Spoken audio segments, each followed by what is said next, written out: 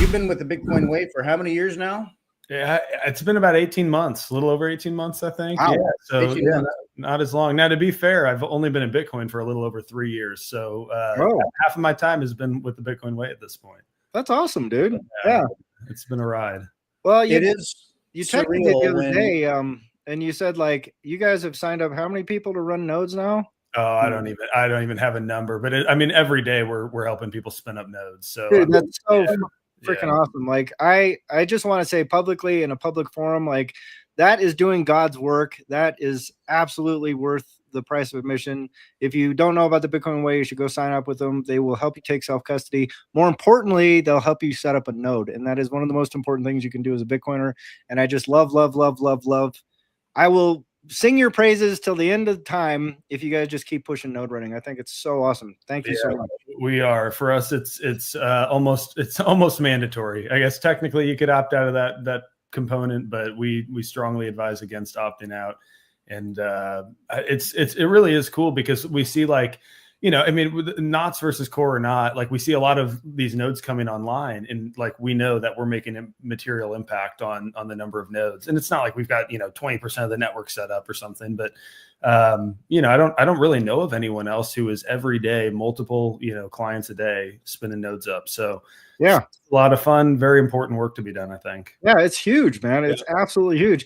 Welcome, Johnny. Good to see you this morning, sir. Thank you for joining. Regular viewers, we're going to get people who pop in randomly. You never know every day. But every Bitcoiner goes on a journey. I mean, I know I went through it where, you're into money at all and you question what is money at some point, perhaps, or you're doing trading, you're in TradFi. You learn about altcoins, or maybe as you're learning, you dabble in the shitcoinery. And then you figure it out and you're like, okay, Bitcoin is it. And as you do that, you're off zero. You own Bitcoin. You're on an exchange. You take self-custody. You run a node. You start playing with your node. And there's or you stamp and steal, by God. And you go through this progression. And as you do that, when I hear these stories, like things that have happened recently, that the Bitcoin Way has helped with people who got wrecked, made a mistake, find themselves lost, need that compass. And you hear that story where it's like, I lost 7 Bitcoin. How did I do that? Whatever. And I want to figure out, like, what in the hell happened? How does that happen? And then when you find out how it happened, it's like, at some point on my own path, as I was learning, I could have been susceptible to that too. To stay humble about it. Like, there was one point I remember I wrote down keys on a seed phrase, and my natural inclination, because just the efficiency of what's easy and quick, and it's like, oh, maybe I'll just take a picture of this, or I've got a secure cloud drive. I'll save it on the cloud drive. How many times has that happened? It seems like, how did your seed phrase get hacked? Where did you put that? And it was like on the cloud or something, or in a way that felt secure, and it was not. Yep. So the Bitcoin Way really helps keep you based. Do it right. Don't go off the path and screw up. Yeah, there's so many ways you can take either self-custody or something resembling self-custody, I guess, is maybe a point I would make, that you're invariably going to make a mistake if you're not going about it very methodically. And so the benefit that we have as a service provider in this area is we do the same thing every time with everyone. Like it's practically impossible to mess up, because we've all been trained the same way to do the same thing with each and every client. And, it's, for some people, it feels like this big technical hurdle they've got to get over. I can assure you, we've got 80-year-olds running nodes, and, non-technical folks of all ages. It's not that hard. It's like when, PCs first went mainstream and you had to learn how to type. At first it's, slow, and you're trying to kind of sort through what's the best position to put my fingers. It's really no different when it comes to self-custody. You just got to learn a few new skills, have some patience, be curious enough to take the time to do it, and you'll be good. Yeah. And slow down. Like, people, when you're watching the price and you're thinking of buying, and that feeling you get where you're all zoomed out, you feel like it's time. And then as you're about to buy, I can't help it. I'll zoom in and I'll be watching, like, I want to get every little bit that I can or something, like I'm going to outthink it. It's like, slow down, focus on your base principles. What are you doing here? So like when it comes to your longer Bitcoin journey, you know, if you're not ready for maybe a certain next step, like slow down, think about it, do it right. People get kind of like excited. I mean, you get so excited about Bitcoin. You're like, you get to a next level and you're like, oh, I get it now. And I want to get in, and you leap and you fuck up. So Yeah. anyway. Well, that was like a story that our mutual friend told us, Fritz. And I've repeated this on X a couple times. It was like, we know someone who works in Bitcoin security that had a client show up and go, hey, man, well, I heard I needed a Bitcoin address to take self-custody. So I Googled Bitcoin address and then I sent Bitcoin to that. And you look at that, and to Fritz's point, it's like, that's rushing, right? That's like just thinking you can just Google your way through something without knowing anything about what you're doing. And then that guy smoked like 2 or 3 Bitcoin on that transaction, right?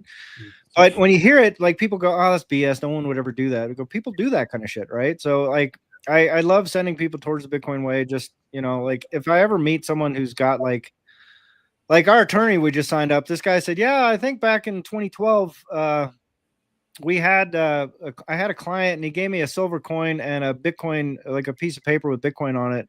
And he said it was the same amount of Bitcoin as it was silver. And he said, just hang on to this and see which one performs better. And I was like, dude, if he gave you $25 of Bitcoin in 2012, that's like 3 Bitcoin, man. Like, you're rich.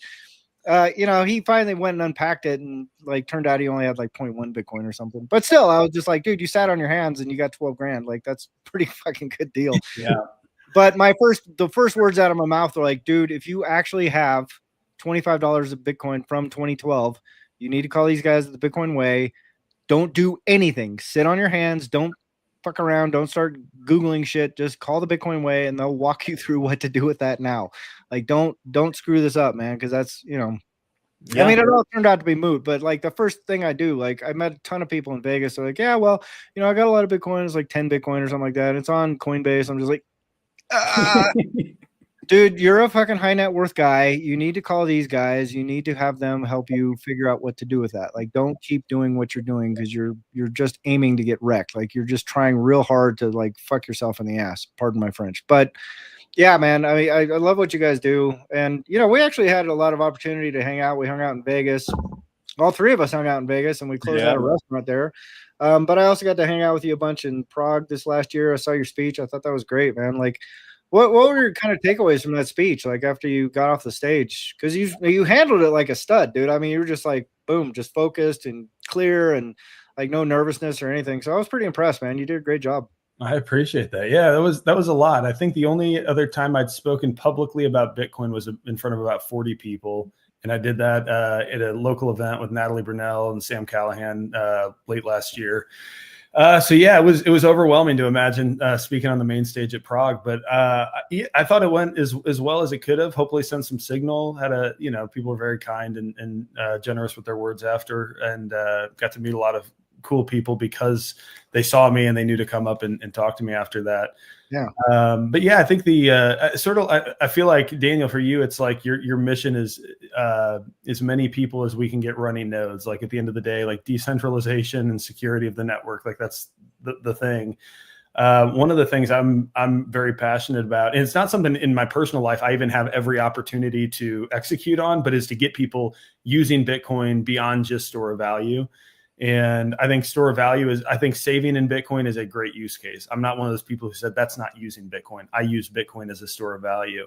Right. But to the extent we can begin building circular economies, which was sort of the crux of my speech, I think it's an incredibly powerful way of removing Bitcoin from the hands of people like us who, not because I'm going to spend and replace, but removing it from such a central group of people into, your local farmer who maybe has no exposure today. And now they've done this transaction and like no banks were involved. Like there was nothing on the back end here that involved someone else. Like it's just this mind blowing thing. And once people begin to realize it, and then you pay them $10 for something, and then a year later they come back and they're like, wait, this is worth, $40. I think you only paid me $10 worth of Bitcoin. What happened?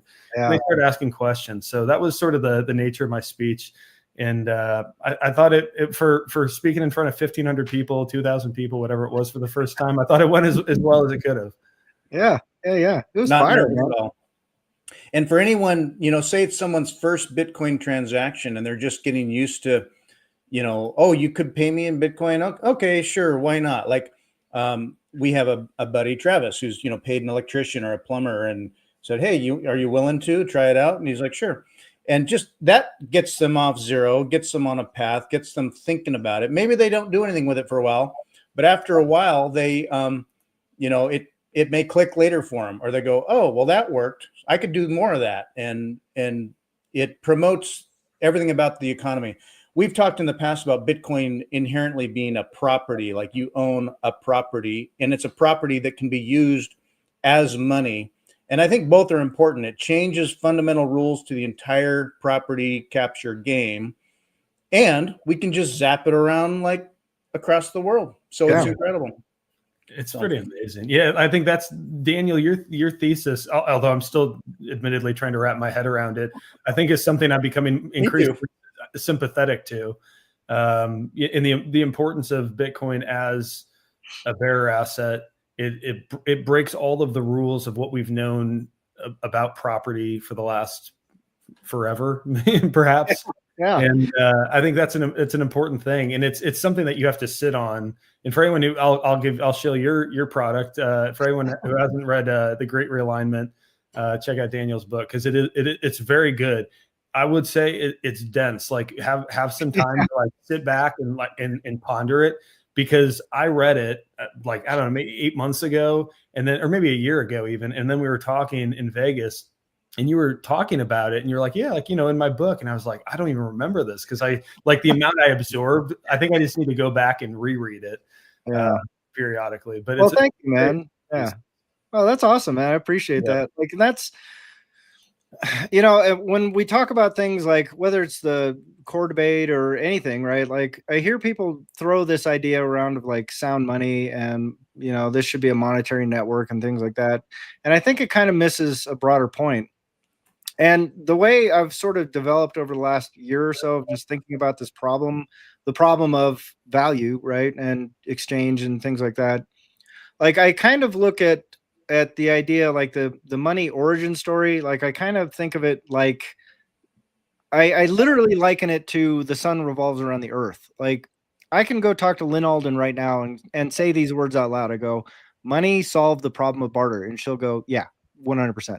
I can go to Breedlove, say, hey, money solved the problem of barter. Go, yeah, 100%. I can say it to some guy on, on some weird island off the coast of New Zealand. Money solved the problem of barter. They go, yeah. Like it's such a standardized idea that everyone accepts as that is the facts. That is where money came from. It solved the problem of barter. And it's a myth. It's like that literally never happened. Adam Smith made that thing up off the top of his head. He looked around the world, he surveyed the world and said, I think barter used to be a problem. That's why they created money. Therefore, I will put this in my book and people will accept this as true for the rest of time. And I go, it didn't happen. Like that literally didn't happen. There was a great economic anthropologist, historian called David Graeber. He's passed away now.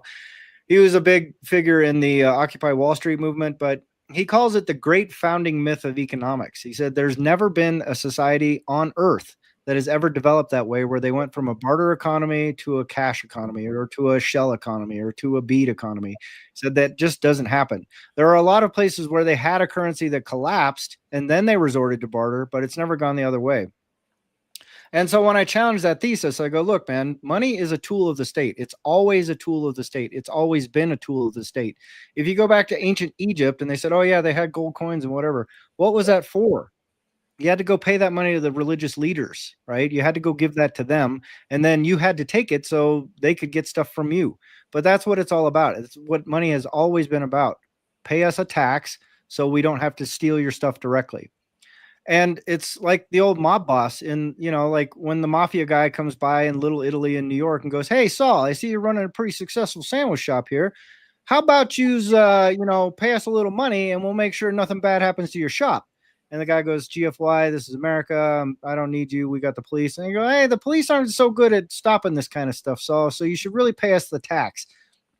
And Saul tells him to GFY, sure enough, next day, all his windows get busted out, and some guy comes and conks him on the head with a stick and says, "Hey, Saul, you should really watch out for all these bad guys in the neighborhood." Thank you for watching this video. This is just a short clip from our full episode. So if you'd like to enjoy more entertaining wisdom found in our podcasts in their full context, just click a link in the corner. We are always sharing our big ideas on Bitcoin Liberty Live.